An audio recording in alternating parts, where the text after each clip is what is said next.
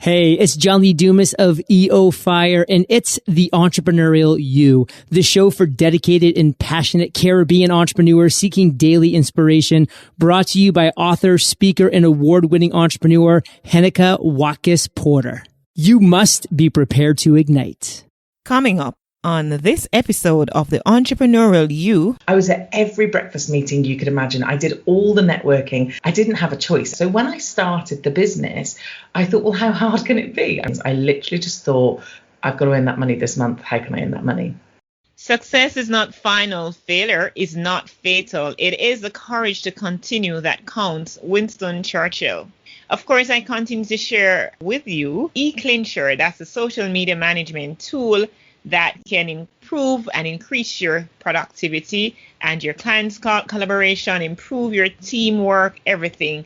eClincher is that tool for you. And perhaps you've been trying other social media automation tools and they've been okay, but you haven't yet tried eClincher, where you have so many other benefits to glean from this product, from this software. So I'm encouraging you to check out the tool by going to the link on the show notes page, sign up for your free 14-day trial using my affiliate link, and you'll be good to go. So whether you are an SME, an agency, or enterprise, eClincher is for you. And I know you're going to thank me later, so you're welcome.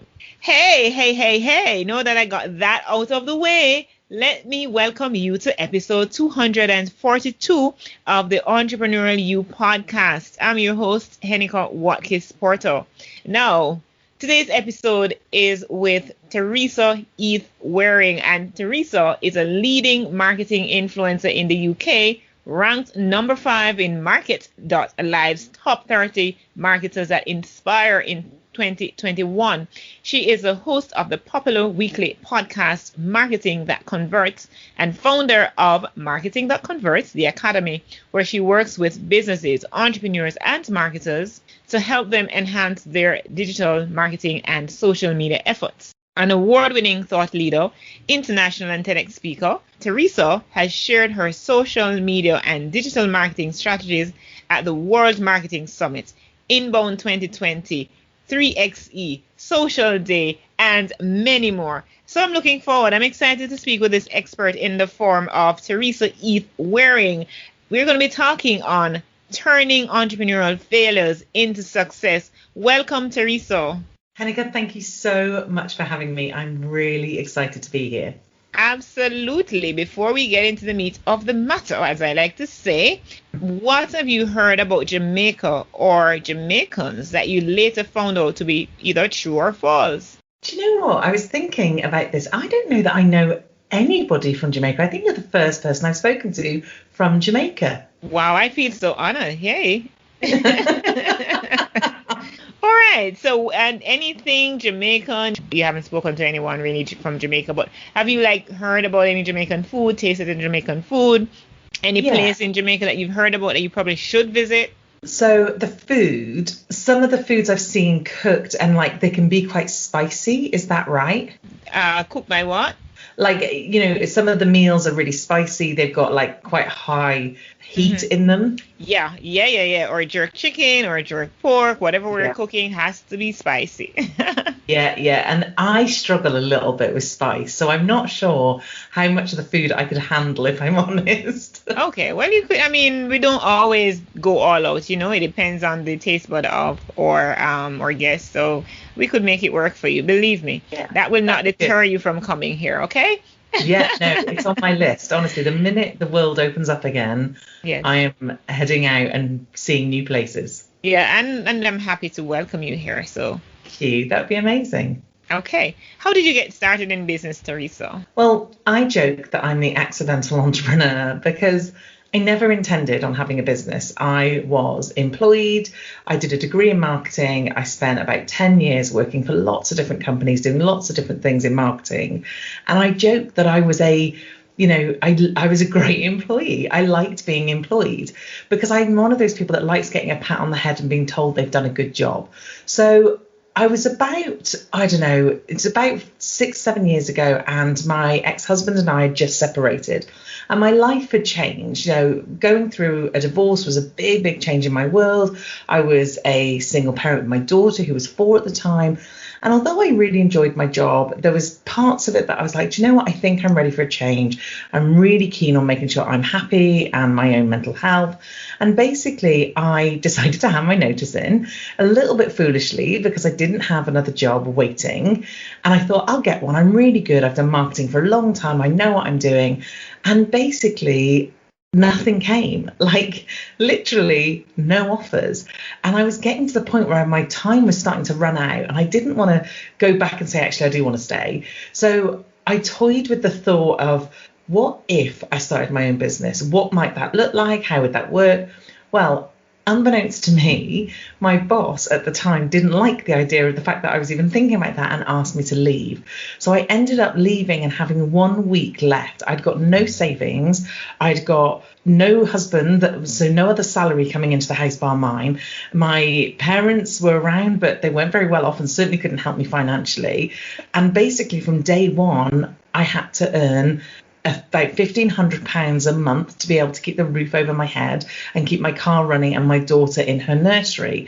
And I just basically started with a week's notice and started my own business. So for me, like I said, it was accidental really. And then I've grown from there, and the business has gone ever since, and it's changed, and I've learned, and things have been different. But yeah, it was completely by kind of mistake almost. And so with that mistake, pretty much had to jump in with both feet and hit the ground running, Yeah. How did that go for you? Talk to us about the startup phase. Well, that, I think, it's funny because people are like, did you hit that target per month? And I did, but I almost can't remember how I did get there. But I think I'm not necessarily a massive fan of saying, do all the hustle. I worked really hard, but I did have to hustle. I literally had to go out.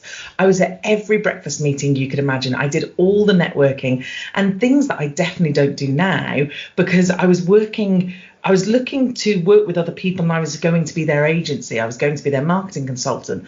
So I was literally going and putting myself in every single scenario. So every time I was fearful about, meeting new people or going and putting myself out there, it was just like the motivator of, you've got to keep this roof over your daughter's head was huge. Like, I didn't have a choice. And that really helped me in those early days, put all the proposals out, do all the stuff, and really kind of, get my nose to the ground and do the actual work. And it worked, just putting yourself out there, showing up, trying new things. But you learn very quickly the stuff that you're good at, the stuff that you're not good at, the stuff that you should not have said yes to, the people you shouldn't have said yes to.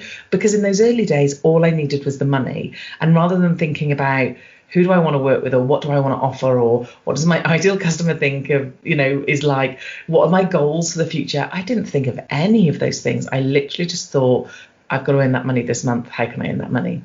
Mm-hmm. And it was all about that. So you made it work. And, I'm sure, though, that along the way, you can identify some missteps that you have made. So kind of share some of those missteps, because I'm not going to assume it was all smooth sailing for you. Oh, far from it. So I think the first thing that was the biggest wake up for me in the early days was I'd done marketing for 10 years. I was really good at it. I knew my stuff. I was also confident in my almost promoting my own services.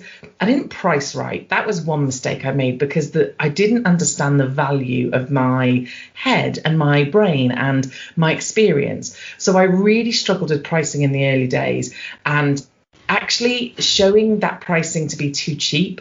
People didn't think there was quality, and there was absolutely quality, but people just assumed because it was a much cheaper price that obviously I couldn't have been as good. So I priced wrong, and I didn't have faith in myself that actually I was worth that money. But the other big one for me was I had no thought about mindset. Like, I'd come from a corporate world. I'd come from a world where they needed you to work hard, and they didn't want to know whether you had a family or children or how you felt maybe mentally or anything like that. There was a big issue with not talking about mindset. So when I started the business, I thought, well, how hard can it be? I mean, so silly now looking back, but how hard can it be? I know what I'm talking about. I know what I do. I'm really good at what I do. But I forgot that if I didn't have the confidence one day, if I was fearful of something, if one day I just woke up and didn't feel like doing it, that basically I was every part of my business. And at any point, if I wasn't in the right frame of mind, that would have a dramatic effect on my business. And I'd been through this whole journey of getting divorced and being a single parent. And that was a really kind of emotional journey in itself, that then I didn't realize the importance of taking some of those lessons I learned to my mindset. And also, I transitioned my business. So I was an agency for a good few years. And then I decided that I really liked the online business space. I'd done a lot of stuff online. By this point, I was starting to get more well known as a speaker and a thought leader. And I thought, do you know what? I don't want clients anymore. I want to have an online business. And I created and I'd helped other people create their online businesses and launch them. I knew all the steps. I knew all the tech. I had all the strategies. I knew everything that I needed to do, except for put my mindset in the right place. So what happened was I created this entire course. I'd got it all ready to go and I sat on it for a year. For 12 months, I did nothing because I was so scared to actually even put it out there to the world. And it wasn't until I managed to, I was going to say fix, but that's the wrong word. Because you never fix anything. It's always a learning journey. But when I managed to find the tools and strategies to help, then I was able to have confidence to launch. What's your definition of failure and success? And then talk us through turning failures into success. So that is such a good question, because someone else's success could be someone else's failure. And I'm really keen on encouraging this to my audience, that when you build your business that you dream of, it is exactly that. It's what you dream of. So first of all, the way I guess I even know whether something could be deemed as a failure or a success is I set a goal. Now, I never did that in the early days. That was something I learned really sort of a good year or so in. So knowing where you want to go or knowing what you want to achieve, even if it feels scary, but at least knowing that, at least it gives you something to measure by. Whereas if you haven't got that plan of where you want to go, it's really hard, or how much you want to sell or what you want to achieve. It's really hard to, I guess, to even understand if you succeeded or failed, because the fact is you haven't made a plan, so you've not done anything, or you've not done either, I guess. So for me, you never really fail. And this is what I think it took me some years to come to the understanding of. It's either you win, i.e. you have a success, or you learn. And sometimes, and where my mindset is at now, which is really important when I think about failing and think about that journey, I once had, I still have an amazing coach, and she once said to me, I contacted her. We'd lost a couple of clients for very normal, genuine reasons. It wasn't that anything had happened or I could have fixed or changed anything. And we'd lost these clients, and I get on a coaching call with her, and I was like, this is awful. I can't believe it. That was a big income. What am I going to do about the team? What am I going to do about this? And of course, I was panicking, and I was really beating myself up, feeling like I had failed. And she said to me, what if you are exactly where you are meant to be? What if this thing was meant to happen because this is part of the plan? And I think whether you believe in that or not, I think that is such a strong place to come from. So now when things don't go as I expect, i.e., let's say I launch, I open and close my academy doors. So let's say I have an open cart and I put a target of who I want in there, as in the amount of people, and I don't reach that, then instead of saying, well, that's because it's rubbish and you're rubbish and you didn't do very well, I now start looking at it and going, okay, well, what can I learn from that? And what if there is a reason why that was the case now? And it just, whether you believe it or not, it just makes you feel better, because by that point, the thing's already happened, and therefore you are very unlikely to be able to change anything by getting really upset and annoyed about it. So I think for me, doing that. And then the other thing I really kind of talk about and promote to my students when we goal set is we do two things. So we set a goal. So the goal might be, I want 15,000 people on my email list, let's just say. But without, you can't necessarily physically get those people on there by just making them? You know what I mean? The ultimate goal, you might not have any control over. So the next thing I get them to do is to create an action. What action will I take in order to help me achieve that goal? And for me, that's the most important thing. Because if I don't hit that goal, but I took the action and I did all the stuff, then I've not failed. I have totally succeeded in doing that. I just need to learn what was my expectation of, were my numbers not big enough, why was there a gap between what I managed to do and what my goal was. But as long as you set the action, so let's say your action for trying to get 15,000 people on your email list is, I'm going to create a lead magnet and I'm going to advertise it for the next 3 months. Well, as long as you achieve all that action, you can give yourself a massive pat on the back, high five in the mirror, and tell yourself how much you rock, because you do. Now, whether those 15,000 got on your list or not, that's really almost not the thing. It's the fact that you've achieved that thing. So whereas traditionally you might look at that and think, well, I failed at that. I didn't. I did all the actions. And now what I can do is I can learn. I can go, okay, I took that action that I thought was going to get me 15,000 and it only got me 10,000. Do I need to increase my budget? Do I need to do a different lead magnet? Do I need to do something else? So for me, as much as sometimes at the time it can feel really hard to kind of take this in, you're not failing. You've learned something from it. At least you've taken a step and now you know. And also, what if there's a reason? What if that's part of the plan?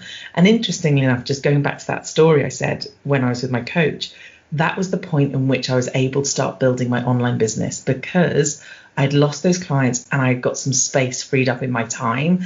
And that was the start of my online business, which now is my full-time business. So if that hadn't have happened, there's a fair chance I wouldn't be doing what I do now. Interesting. Everything is unfolding as it should. Exactly. And I love it. And whether, like I said, whether people believe that or not, doesn't it just make you feel so much better thinking that? Yeah, life, the journey is the reward, and part of the journey means that you're going to be disappointed. And whether you define that as failure or not, you're going to be disappointed because you would have set expectations, you would have set goals, and sometimes we fall very short from those goals. Now, The question is, when these things happen, what kind of a mindset get in gear? That's the $1 million question. Yeah, and that itself is potentially so damaging, because if you do something and you deem to have failed, like you said, you launched something and you didn't get what you thought, then how does your mindset then affect you going into your next thing? Like, it's clouding your next kind of promotion. Instead of just, wiping the slate clean and going, okay, that was that. This is what I learned. There was probably a good reason for that. And now I'm going to do something else, try something different. Maybe, spend more money here or do less of this here. And then you're going to go in a much better light. Whereas, and I think that's the other thing as well. I think, is it Tony Robbins that says, oh God, what you think about, you receive, or something like that. Yeah, whatever you believe to be true is. If you believe you can do something or you cannot do it, either way you're correct. Whether, That's it. Yeah, exactly. Yeah. So if your mindset is sat in that position going, well, that was terrible, I'm going to do that again, it's going to prove you absolutely right. And I think when you come from a point of feeling like you failed, that's at the point where you're probably starting to think, you know what it's like, you just pull out everything, don't you? Wow, that's terrible, and why did I do that? And gosh, who did I think I was over here? And whereas now I just think you've just got to learn everything you can learn from it, and then have faith that, like you said, you're on the right path. It's unfolding exactly as it should. What's your most important lesson that you have learned from a quote-unquote failure, and how have you, or did you, or have you, whichever one, turn it into quote-unquote success? So the one I like to think about and talk about is, and this is one that I think lots of people will experience. So you decide you're going to set up some online thing, or you're going to do a podcast, or you're going to do a YouTube channel, whatever it is, and you launch it and the numbers are teeny tiny. Like everybody wants those big numbers, don't they? And so many people, and I had someone come into the academy once. This has happened to me, by the way, as in I have had very little numbers, but I had someone come into my academy once and say, I've just launched and I've got one member. And she was ready to literally pull out the, what on earth have I done? I failed, I'm this, I'm that, the other. And I once did a webinar and one person turned up to the webinar, right? Now, you could say that was a failure, But the way I now, and the lesson that I take from it, and the lesson I try and get other people to take from it, is that one person, they loved you enough to turn up. They wanted to hear what you had to say. They wanted to spend their money with you. Those 5 people who might join your thing, or those 10 people who might listen to your podcast, love on those people. Give them all the time, the attention, don't look at them and think, it's only 10 or 5 or 3 people. Be so grateful for those people. And treat them like the best thing in the world, because how you then treat those people is then going to have an effect on how this grows. When I first opened the doors to my academy, I had an audience that was a good size audience back then, and one that probably most people were in my space at that point were probably like, oh yeah, that would be good to have. And I got 34 members. And I remember thinking, God, I bet everybody thinks I'm going to have way more than that. And I guess at the time I was a little, it was brand new. So I think I probably was for a moment disappointed. But then I loved on those people, and those people are still with me today. They're my biggest fans, my biggest advocates. They're the people shouting at the top of the roof saying, Teresa's amazing. So when you start anything and you have those small numbers, or you launch and only 2 people buy and you feel like you've completely failed, no, love on those people so much. Absolutely. And as we are about to wrap up, you have given us so much to think, to regurgitate on, to chew, and to digest even. So give us your final thoughts, turning entrepreneurial failures into success. What do you have to say as we close out? I think the one thing that stops us from even doing it in the first place is the fear of failing. And what I want you to do is, if you're sat here thinking, I really want to do that, but I'm scared of failing, I want you to write down all the things that could go wrong. Literally, what if no one bought? What if only 3 people bought? What if this? What if that? And then on the right-hand side next to it, I want you to write down, what would you do about it? Because the truth is, the fear in our head feels so much worse than the written down stuff. And then I want you just to do it. Like, honestly, think about what's the worst that could happen and just go ahead and do it. Just do it. All right. Sounds good to me. Sounds doable, actually. It's not a hard thing to do, to just start. Therese, where can my community get in touch with you if they want to get more of your wisdom and your insight?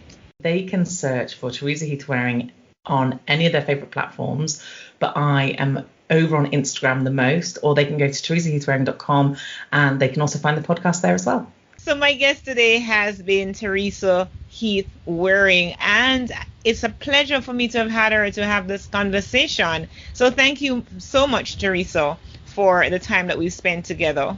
My pleasure. Yes, and I wish you all the best, more success on your onward journey. Thank you. My community, thank you for tuning into this episode with Teresa Heath Wareing. I look forward to connecting with you next week. I'm looking forward for that. So in the meantime, remember, connect with me for all things podcasting, whether it's books, coaching, online course, podcast production, you name it. I'm the Jamaican podcast queen, so I'm the person to link up on Heneka, Watkis-Porter.com. Just send me a WhatsApp message via the homepage. It will come directly to my phone, and I will engage with you. It would be a pleasure for me to engage with you. So thank you. I look forward for that. Here's the point of hope for this week.